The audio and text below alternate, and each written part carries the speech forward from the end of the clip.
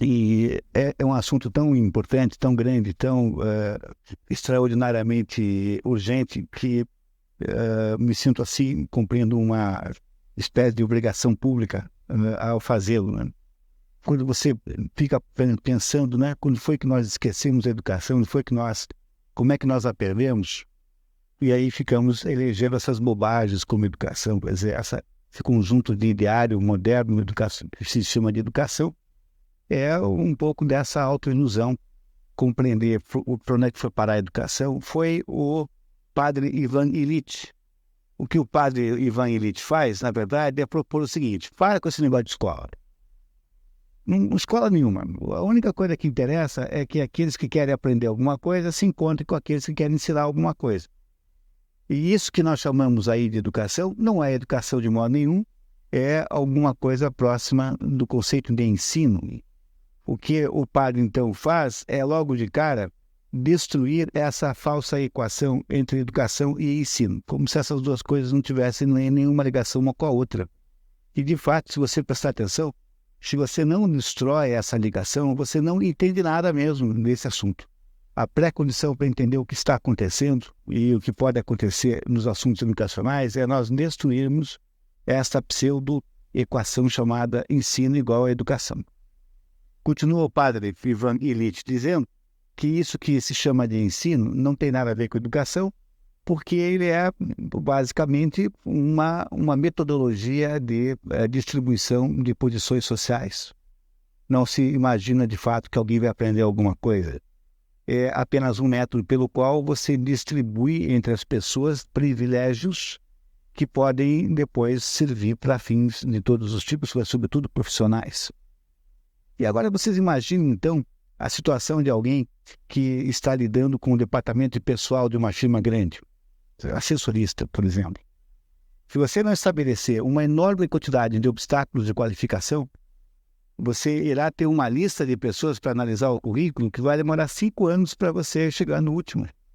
Então, o que acontece? Essa turma de RH vai lá e põe assim no jornal. Para ser assessorista tem que ter segundo grau completo, daqui a pouquinho tem que ter curso de administração de empresas, né? Porque o único objetivo disso é reduzir a quantidade de pessoas candidatas àquele determinado curso. Essencialmente é isso que nós temos que resolver com o ensino moderno. O ensino moderno é apenas um meio de você separar as pessoas com perspectivas diferentes de capacidade de obter emprego. E é por isso que todo um debate sobre qualidade de ensino é, no fundo, um debate vazio, porque, no fundo, esse assunto não tem nada a ver com educação, é apenas um assunto de promoção social, digamos assim, entre aspas. Essa é a tese do professor, do padre Ivan Illich, que nós nos enganamos profundamente ao imaginar que tem aí no assunto ensino, e o que eu chamo de ensino, é esse conjunto de rituais de natureza governamental, porque mesmo quando é privado, obedece aos rituais estabelecidos pelo governo federal, o governo estadual, o governo municipal, enfim, o que for. Esse conjunto de rituais não tem nada a ver com educar alguém. É essa a realidade que a gente precisa entender. Então, por exemplo, há todo ano um debate sobre se deve ou não, como é que se diz, aprovar automaticamente os alunos. A turma que acha que tem que aprovar automaticamente é composta fundamentalmente dos cívicos, que acham que é isso mesmo que eu estou descrevendo, e falam assim, já que é apenas uma coisa de faz de conta, qual é o problema de aprovar automaticamente, então, aos alunos? E o pessoal que acha que não deve aprovar automaticamente são os otimistas, que acham que isso tem a ver com educação e ainda imaginam que possa haver alguma educação no sistema de ensino. Ele só tem interesse em preencher papelzinho, em lista de presença, isso, daquilo, outro, então ele permite que um professor qualquer dê a aula que bem entender.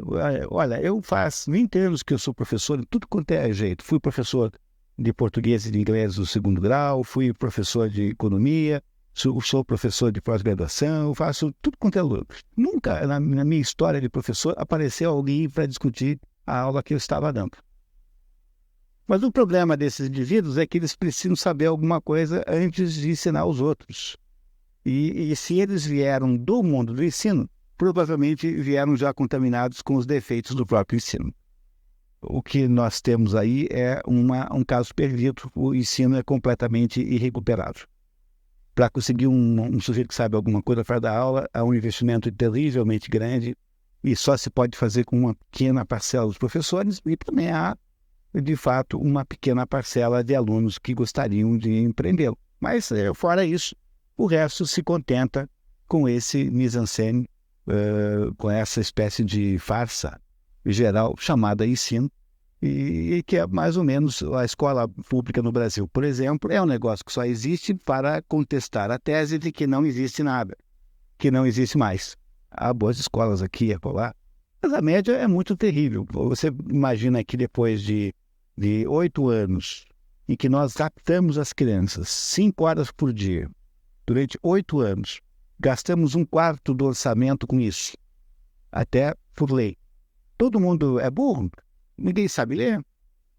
Não parece a você vai ver alguma coisa terrivelmente errada nisso? Quer dizer, a eficiência de um negócio desse é absolutamente ridícula.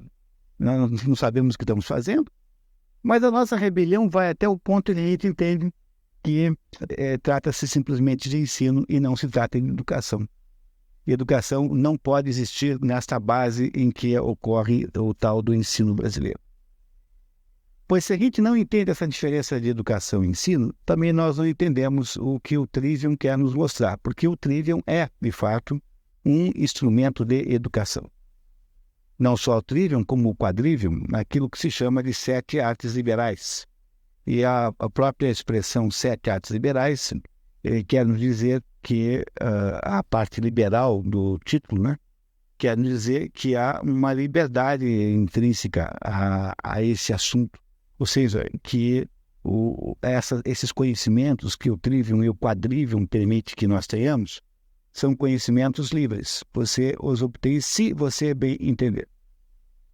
E esta é a primeira condição para que haja alguma educação. A educação tem de ser necessariamente voluntária. Não pode ser de modo nenhum forçada por nenhuma espécie de método. E é por isso que eu sempre digo para todo mundo que eu sou o professor mais feliz que se possa conceder, porque eu tenho 600 alunos voluntários. E é muito pouca gente capaz de ter a mesma quantidade de alunos voluntários. Os meus alunos vêm todos o que querem. E isso é a garantia de que eu tenho realmente a possibilidade de educar alguém, porque eu estou, de certo modo, protegido por essa vontade, esse desejo, que é o que não existe no mundo do ensino. O mundo do ensino precisa fazer o ritual da presença. O ritual da presença é esse ritual de que nós conhecemos os resultados aí.